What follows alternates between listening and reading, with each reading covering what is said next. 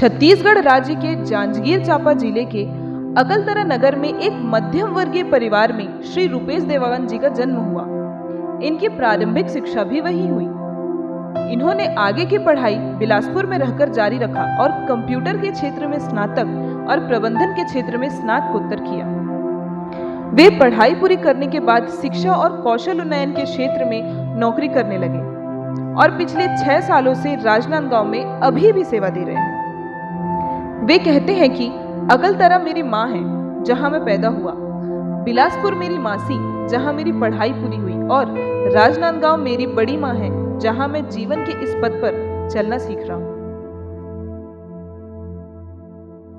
नमस्कार, vision times news के विशेष कार्यक्रम शख्सियत में आप सभी का स्वागत है। आज हमारे बीच एक ऐसे व्यक्तित्व है जो किसी परिचय के मोहताज नहीं है। शिक्षा के क्षेत्र में अपनी अलग पहचान बनाने वाले युवा लेखक कहें या कवि रूपेश देवांगन जी हमारे विशेष कार्यक्रम में उपस्थित है। आइए शिक्षा और लेखन के संबंध में उनसे जानकारी लेते हैं और उनके विचारों को जानने की कोशिश करते हैं। रूपेश जी, शिक्षा के क्षेत्र में आपका अनुभव कैसा रहा? शिक्षा के क्षेत्र में बात करूं मैं, क्योंकि मेरा कार्य क्षेत्र है वो, और उस कार्य क्षेत्र में जो मेरा अनुभव रहा है बहुत सुखद रहा है। शुरू में सबके साथ उतार चढ़ाव होता है, मेरे साथ भी हुआ, बट समय के साथ मैं सीखता गया। मेरे जो अधिकारी हैं, जो मेरे सीनियर्स हैं, मुझे सिखाते गए और मैं शिक्षा के अपने कार्य क्षेत्र में आगे बढ़ता रहा। इवन जनता का भी सपोर्ट बहुत मिला, इवन फैमिली का भी सपोर्ट मिला, और मेरे पूरे जितने भी मेरे साथ जो कलीग्स काम करते थे उन सबके सपोर्ट मुझे मिले हैं। उन सपोर्ट से मैं निरंतर आगे बढ़ता रहा और माता रानी की कृपा हमेशा मुझ पर बनी रही है और उम्मीद करता हूँ आगे भी बने रहेगी। रूपेश जी, आपने जो है शिक्षा और लेखन के दोनों क्षेत्र में सामंजस्य किस तरह बैठाला है? कार्य क्षेत्र और लेखन का क्षेत्र दोनों मेरे हिसाब से अलग क्षेत्र है मेरे लिए, दोनों अलग अलग वर्टिकल है मेरे लिए। तो जो मेरा ऑफिस का समय होता है, जो मेरा कार्य क्षेत्र का समय होता है सुबह से शाम तक का, तो मैं अपने कार्य क्षेत्र में काम करता हूँ और पूरी शिद्दत और ईमानदारी के साथ काम करता हूँ। बट शाम जैसे ही होती है, जब मैं अपने घर पहुँचता हूँ जहाँ मैं रहता हूँ किराए से, तो मैं शाम को कोशिश करता हूँ अपने पूरे काम को पूरा करने के बाद अपने लेखन को समय दूँ। और मैं रोज़ आज भी रात को लगभग 10 से 11 बजे तक उसको समय देता हूँ। और मैं रात को या तो पढ़ाई करता हूँ, किताबों को, अच्छे राइटर्स की किताबों को पढ़ता हूँ, या तो जीके वगैरह पढ़ाई करता हूँ। और जिस दिन मैं पढ़ाई नहीं करता हूँ उस दिन बिल्कुल अपने कार्य क्षेत्र में लिखता हूँ और कुछ नया लिखने की कोशिश करता हूँ ताकि लोगों को अच्छा लगे। और लिखने से क्या होता है कि मेरे भी अंदर जो तकलीफ या होती है, कभी प्रॉब्लम्स होती हैं, या मैंने जो सोचते रहता हूँ उसको मैं कागज़ के पन्नों में उकेर लेता हूँ, तो सामंजस्य बैठा लेता हूँ आराम से। रूपेश जी, आपकी पुस्तक दस्तक जो राष्ट्रीय स्तर पर बहुत अच्छा प्रतिसाद मिला है, आपका क्या कहना है? देखो, मैंने तो दस्तक को ये सोच के नहीं लिखा था कि मुझे राष्ट्रीय स्तर तक नाम मिलेगा, सम्मान मिलेगा। मैंने बस ये सोच के लिखा था कि मेरी इतनी सारी कविताएं जो पुरानी रखी हुई थी और जो मैं लिखता जा रहा था, कि कहीं ना कहीं मुझे इसे किताब के रूप में लाना था। और क्योंकि एक चीज़ मैंने देखा है जो मैं कहना चाहूँगा कि देखो, हम जिंदा रहते तब तक तो हम जिंदा हैं, लेकिन जिस दिन हमारी मौत हो जाती तो लोग हमें 1 साल 2 साल बस याद रखते, भूल जाते। लेकिन जब आप इतिहास में, साहित्य में शामिल हो जाते हो तो आप मरने के बाद भी जीवन आप जिंदा रहते हो। और मैंने दस्तक को यही सोच के लिखा कि मैं जो लिखता हूँ लोगों को पसंद आया तो मुझे अच्छा लगेगा। और अब बस से बड़ों का आशीर्वाद रहा है, छोटों का स्नेह रहा है, कि उनकी आशीर्वाद और लगन मेरी लिखावट को, मतलब मेरे लिए लेखनी को आशीर्वाद मिला और लोग पसंद किए उसको। और उम्मीद करता हूँ आगे भी मिलता रहेगा और आगे भी लिखता रहूँगा। रूपेश जी, अभी तक आपको कौन कौन सा अवार्ड मिला है और आपकी उपलब्धियाँ क्या क्या है? अवार्ड की बात तो मैं ज़्यादा नहीं करूँगा, लेकिन इतना जो बोलूँगी, दस्तक किताब को लाने के बाद मुझे 4 राष्ट्रीय स्तर तक अवार्ड मिले हैं। कोविड कॉल्स में तो जा नहीं पाया क्योंकि कोरोना चल रहा था, तो सब ऑनलाइन हुए, सब मेरे घर तक ही पोस्ट हुए।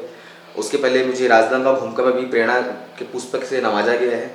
तो ये सब बड़ों का आशीर्वाद है। शायद उनको लगता है कि मैं उस लायक हूँ तो करते हैं, लेकिन मैं खुद में सोचता हूँ कि मैं अभी उस लायक नहीं हूँ। मुझे तो अभी और मंजिल पानी है, क्योंकि बोलते हैं कि ज़मीन से लेकर आसमान तक अभी एक ऊंची उड़ान बाकी है। इतिहास के हिस्सों में जुड़ना अभी तो मेरा नाम बाकी है, तो अभी इतिहास का हिस्सा बना नहीं हूँ। कोशिश करूँ कि बन जाऊँ, तो उम्मीद करता हूँ आगे भी ये निरंतर जारी रहेगा। आगे भी पुरस्कार की बात तो नहीं करता कि मुझे ये चीज़ चाहिए, बट एक तरह लोगों को जो सम्मान मिलता है वो मेरे लिए बहुत बड़ा पुरस्कार है। बस यही बोलना चाहूँगा। दस्तक इनकी पहली किताब रही, जो कि एक काव्य संग्रह है, और पाठकों से इस किताब को खूब प्रशंसा मिली। इस किताब के बाद इन्हें एक युवा लेखक के रूप में पहचान मिली। इनकी किताब दस्तक को कई अवार्ड भी प्राप्त हुए। कविताओं के बाद अब ये कहानी लेखन में अपना कदम बढ़ा रहे हैं। लेखन के क्षेत्र में आपका अनुभव कैसा रहा? लेखन का क्षेत्र जब मैं शुरुआत किया था तो एक छोटा सा चीज़ हुआ था मेरे साथ 2015 में लगभग। जब मैं पहली बार जॉब ज्वाइन किया था तो मेरे एक अधिकारी थे, मुझे बहुत डांटे थे कि मैं उसमें पहली बार फेसबुक चलाना सीखा था और मैं उसमें डाल देता था सोशल मीडिया पे। तो मुझे बहुत डांट पड़ी थी, नो डाउट, मुझे याद भी याद है। बट उस डांट को मैंने कभी उसको नेगेटिव में नहीं लिया, सकारात्मक सोच रखा और मैं लिखना नहीं छोड़ा, बस लिखते रहा। लेकिन जब मेरी किताब लॉन्च हुई तो मैंने सबसे पहले उन्हीं को फ़ोन लगाया और मैंने बताया कि आपकी उस डांट ने मुझे आज यहाँ पहुँचा दिया, उसके लिए थैंक यू सो मच। और उन्होंने बिल्कुल सम्मान के साथ मुझे अपना आशीर्वाद दिए और उन्होंने एक अच्छी बात कही उस दिन कि अगर उस दिन मेरे डांट को तू नकारात्मक लेता बेटा तो तू लिखना छोड़ देता, सकारात्मक लिया इसलिए तू आगे बढ़ा और हमेशा मेरा आशीर्वाद तेरे साथ रहेगा। और लेखन का क्षेत्र बहुत तकलीफदेह भी इसलिए होता है कि लोग ये सोचते हैं कि हम लिखते हैं तो हर चीज़ें हमारी ऊपर होती है। जरूरी नहीं है अगर हम कोई लाइन लिखें तो हमारे ऊपर हो। कभी कभी क्या होता है हम दूसरों को देख कर लिखना सीखते हैं, कई बार कभी दूसरों को लेकर टॉपिक बनाते उसको लिखते हैं। तो मैं जितने भी अगर श्रोता देख रहे हैं सबको कहना चाहूँगा कि लेखन के क्षेत्र में कभी ये ना सोचें कि हम जो लिखते हैं वो हमारे ऊपर होती है, हम जो लिखते हैं वो हमारे अनुभव पे होती है, हम लोगों को देखते हैं या अपना अनुभव करते हैं उस पर होती है। तो ये क्षेत्र जो है थोड़ा कठिन है, बट अगर मंजिल पाने की इरादा हो तो फिर चलना तो है ही, तो मंजिल मिल ही जाती है। आपके परिवार और दोस्तों से किस प्रकार से सहयोग मिला? इस सवाल का आंसर तो मेरे पास ना के बराबर है, बट मैं बताना चाहूँगा कि मेरे परिवार को तब तक नहीं पता था कि मैं लिखता हूँ जब तक मेरी किताब नहीं थी। मैं लिखता था, मेरे घर वालों को भी पता था कि मेरे डेली डायरी रोज लिखता है, सोने से पहले बचपन से आदत थी मेरी और आज भी आदत है। बट कभी पता ही नहीं था कि मैं लिखता हूँ, कविताएं लिखता हूँ। जब मेरी किताब लॉन्च हुई तब मेरे पापा मम्मी को पता चला, मेरे फैमिली में पता चला, भाई बहनों को सबको कि भैया लिखते हैं। उसके बाद ही सब घर वाले जान पाए कि मैं लिखता हूँ बतौर एज अ लेखक। बट आज मेरे पापा नहीं है, बट मेरे पापा ने एक बात जरूर कही थी मुझे कि जाने से पहले जब मुझे अकेला छोड़कर चले गए तो कि बेटा ज़िंदगी में याद रखना वो काम कभी मत करना जो तुम्हारे नाम को ख़राब करे, वो काम हमेशा करना जो लोगों को सपोर्ट करे, लोगों को लिए सहायता मदद तो मतलब लोगों को सपोर्ट कर सको और लोगों को हमेशा जितना हो सकता है सहयोग करो और ऐसा काम करना जिसमें तुम्हारा नाम हो। और रही बात मेरे दोस्तों की, तो मेरे मतलब जो मेरे गांव में जो मेरे दोस्त हैं, मैं एक्चुअली बेसिकली गांव से कलतरा से बिलोंग करता हूँ, जांजगीर चांपा जिले से। तो वहाँ मेरे दो ही दोस्त खास हैं, गगन है और अमान है। और हमेशा उन्होंने मुझे लिखने में बहुत सपोर्ट किए। लोकल राजनांदगांव में जब से मैं आया यहाँ भी मेरे कुछ दोस्त हैं, लोकेश है, मोहित है, बहुत सारे ऐसे दोस्त हैं जो मुझे बिल्कुल बहुत सपोर्ट करते हैं और मैं जब भी लिखता हूँ बिल्कुल उन्होंने तारीफ़ करते हैं। तो मुझे अच्छा, और सबसे अच्छा ये लगता है जब मैं कभी गलत लिखता हूँ तो मुझे इतनी गाली भी बकते हैं। तो ये मेरे लिए अच्छा है कि दोस्त तो होते ही ऐसे ही हैं कि तुम कितना भी अच्छा काम करो गाली खाओगे लेकिन उस गाली में प्यार छुपा होता है। तो मुझे परिवार और दोस्तों सबको सपोर्ट मिला है बस। आपकी प्रारंभिक और उच्च शिक्षा के संबंध में बताइए। मेरी जो प्रारंभिक शिक्षा है वो अकलतरा में ही हुई है। स्कूलिंग मेरी 8 क्लास तक गवर्नमेंट स्कूल पे हुई, 8 फिर 9 से 12 मैं प्राइवेट स्कूल में पढ़ा, फिर कॉलेज मेरी बिलासपुर पे हुई। मैंने अपना यूजी पीजी मतलब एमबीए मैंने वहीं किया और बिलासपुर से करने के बाद मैं पढ़ाई 2014 में कंप्लीट हुई थी मेरी पीजी। और फिर 2015 से मैं राजनांदगांव जॉब ज्वाइन कर लिया। एक्चुअली मेरी जॉब लगी थी बिलासपुर सिविल विश्वविद्यालय पे, फिर वहाँ से मुझे ट्रांसफ़र किया गया और बतौर सेंटर हेड बना के भेजा गया था राजनांदगांव और अभी मैं बतौर क्षेत्रीय प्रबंधक यहाँ कार्यरत हूँ। आपकी पुस्तक दस्तक के संबंध में बताइए। मेरी किताब जो दस्तक है वो मेरी पहली किताब है और दस्तक को लोगों ने खूब सराहा, लोगों ने बहुत प्रेम दिया, बड़ों ने अपना आशीर्वाद दिया।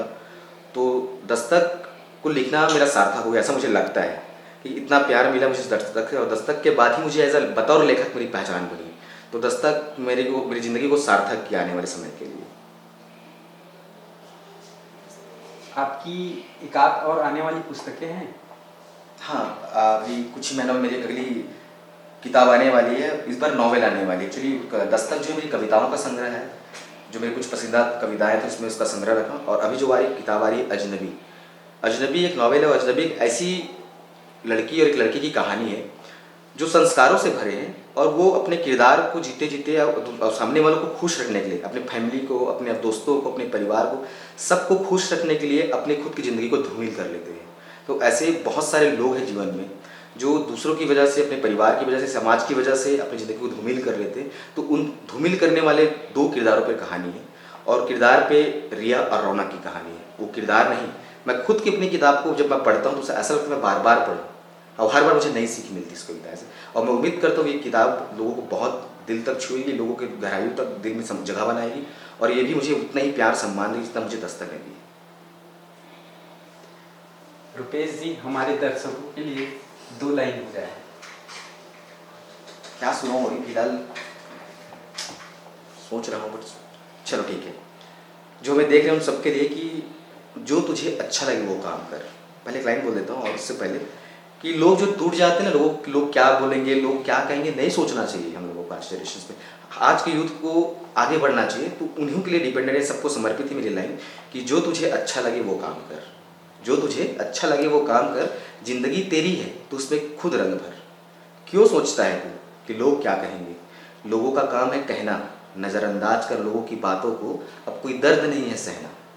एक एक कदम बढ़ा, लंबी दूरी भी तय हो जाएगी। एक एक कदम बढ़ा, लंबी दूरी भी तय हो जाएगी। हौसलों को अपना बुलंद रख, हार भी सामने आने से घबराएगी, हार भी सामने आने से घबराएगी।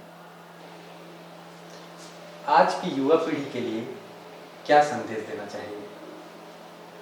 आज की युवा पीढ़ी को मैं कहना चाहूँगा कि आज के जो युवा यूथ जो है, छोटी छोटी बातों को लेकर इतना सोचते हैं कि मानसिक उत्पीड़न से गुजरते हैं। तो जो छोटी चीज़ें जो तुम्हारे साथ गुजर रही है, उनके साथ हो चुकी है, उनको नहीं सोचना चाहिए। जो आपका लक्ष्य है उस लक्ष्य को साधो, उस लक्ष्य के लिए आप आगे निरंतर मेहनत करो, निरंतर आगे बढ़ते रहिए। क्योंकि अगर आप अपनी मंजिल तक पहुंच जाते हैं तो पूरी दुनिया आपकी कदम चूमती है, और जिस मंजिल से आप दूर हो जाते हैं, मंजिल से भाग जाते हैं, मैदान छोड़ देते हैं, तो आपको कोई इज्जत नहीं मिलता, कोई रिस्पेक्ट नहीं मिलता। क्योंकि मैं इतना ही कहता हूँ, आज की जो यूथ है, अगर आपको मंजिल बनाया हो, अगर आपके पास कोई लक्ष्य है पाने के लिए, तो आपको उसको कड़ी मेहनत करनी चाहिए। अगर कड़ी मेहनत करते तो आपको निरंतर लक्ष्य मिलेगी। अगर मेरी बात, अपनी खुद की बात करूँ तो मेरे डिक्शनरी में जो वर्ड होता है फेल, मेरे में नहीं है। या तो मैं सीखता हूँ या तो मैं जीतता हूँ, ये दो चीज़ें तो सोचता हूँ। कि मैंने बचपन से एक लाइन अपने दिमाग में बसा के रखा है कि struggle is the last condition of success. संघर्ष ही सफलता की सबसे आखिरी शर्त है। आप जितना मेहनत करोगे, जितना अपने लक्ष्य के लिए ईमानदार रहोगे, आप बिल्कुल अपनी मंजिल को पाओगे। और मैं जितने भी यूथ हैं आज के, सबको बोलता हूँ कि अपनी मेहनत करो, अपने लक्ष्य के लिए ईमानदार रहो और निरंतर आगे बढ़ते रहो।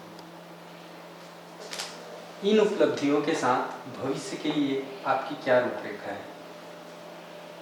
भविष्य की रूपरेखा आज की जनरेशन में मैं नहीं सोचता हूँ। जब से कोरोना काल आया तब से, क्योंकि आज की जनरेशन में ये हो गया कि आज को देखो, कल क्या हो पता नहीं। कल आपकी ज़िंदगी साथ कितना देगी, मौत कब आ जाएगी, किसी को नहीं पता। तो आज की जनरेशन में, आज के हिसाब से मैं भी अपने भविष्य को नहीं सोचता। हाँ, कुछ प्लान है करके रखा हूँ कि मतलब मेरी माँ पापा तो है ही नहीं, सॉरी, बट मेरी मम्मी, मेरी फैमिलीज़, मेरे जो कलीग्स, सबके लिए मैं क्या कर सकता हूँ, इन फ्यूचर क्या प्लान कर सकता हूँ, ये सारी चीज़ें बना के रखा हूँ। बट मैं जीता आज पे हूँ। आज मैं क्या हूँ, आज मैं क्या कर रहा हूँ और आज मैं क्या कर सकता हूँ। देखो, मैं किसी से बेहतर करूँ ये अच्छी बात नहीं है, पर मैं किसी का बेहतर करूँ ये बहुत अच्छी बात है। तो मैं किसी का बेहतर करना चाहता हूँ, अपना बेहतर नहीं। मैं किसी का बेहतर करूँगा, शायद उसकी दुआएं मुझे लग जाए और मेरी खुद की बेहतर हो जाए। तो मैं आज पे जीता हूँ। बहुत बहुत धन्यवाद रुपेश जी। विजन टाइम्स न्यूज़ के विशेष कार्यक्रम शख्सियत में आपका अमूल्य समय देने के लिए बहुत बहुत धन्यवाद। थैंक यू भाई, थैंक यू। तिवारी जी, आप देवांगन जी से उम्र में बड़े हैं जी। और वो आपसे बहुत छोटे हैं, पर फिर भी वह आपके समांतर बैठते हैं। आप उनके लिए क्या सोचते हैं? मैं उनके लिए और अपने लिए भी, दोनों के लिए ऐसा सोचना है कि कहीं ना कहीं वो समांतर बैठे हैं, तो इसमें उनकी कुछ क्वालिफ़िकेशन या उनकी कुछ दक्षता जो है मुझसे कहीं ना कहीं बेटर है, इसलिए वो मेरे समकक्ष बैठे हुए हैं इस उम्र में भी, और मैं उनके समांतर बैठा हुआ हूँ, कहीं उनसे ऊपर नहीं बैठा हूँ। तो कहीं कुछ मुझ में हो सकती है कमी, या उनका एक्सपीरियंस मुझसे कम उम्र में भी ज़्यादा हो गया है, ऐसा मुझे प्रतीत होता है। आपके लिए रुपेश जी कैसे और उनका कार्य करने का तरीका कैसा है? इस फील्ड में मैं रुपेश जी के बाद आया हूँ और कहीं ना कहीं उनसे मैंने बहुत कुछ सीखा है, और आज भी कहीं दुविधा होती है इन कार्यों में, तो मैं उनसे मार्गदर्शन लेने में बिल्कुल नहीं हिचकता हूँ और वो मेरा पूरा सपोर्ट करते हैं। नमस्कार, मैं डॉक्टर वैभव शर्मा हूँ और doctor C V Raman university में एज असिस्टेंट प्रोफेसर वर्क करता हूँ। रुपेश देवांगन मेरा स्टूडेंट है और BCA को, जब वो BCA करता था तब मैंने उसको पढ़ाया था। बहुत ही अच्छा स्टूडेंट था, शार्प स्टूडेंट है और मेरा तो सदा ही स्टूडेंट रहेगा, मेरे छोटे भाई जैसा भी है। उसको बहुत बहुत शुभकामनाएँ। उसको जो अवार्ड मिले हैं उसकी बुक के लिए और दस्तक के लिए जो अवार्ड मिला उसके लिए बहुत बहुत शुभकामनाएँ। उसको शुरू से ही कुछ करने की चाहत थी उसमें, और निश्चित तौर पर आज वो अपने दम पर, अपने माता पिता के आशीर्वाद से आज वो इस मुकाम पर खड़ा हुआ है और जिसकी वजह से हम सब उसे जानने की कोशिश कर रहे हैं या जान रहे हैं या उसके बारे में कुछ जानना चाहते हैं। तो मैं तो सिर्फ एक शिक्षक होने के नाते यही कह पाऊँगा कि उसके उज्जवल भविष्य के लिए बहुत बहुत शुभकामनाएँ। बहुत ही अच्छा लड़का है, सभी से घुल मिलकर रहने वाला। मैं चाहता हूँ कि आप सभी उसकी जो आने वाली बुक्स भी हैं, आने वाली उसकी जो रचनाएँ हैं, वो सभी उनको पढ़ें, उनको जानें, उसके विचार जानें। मेरी नज़रों में सदा ही मेरा एक छोटे भाई जैसा वो रहेगा और उसके उज्जवल भविष्य के लिए उसको बहुत बहुत शुभकामनाएँ। बहुत बहुत बधाई हो रुपेश एक बार और फिर से। वक्त मिला तो पर्सनली मैं मिलकर तुमको मुबारकबाद ज़रूर दूंगा और मेरे तरफ से तहे दिल से बहुत बहुत बधाई हो तुमको।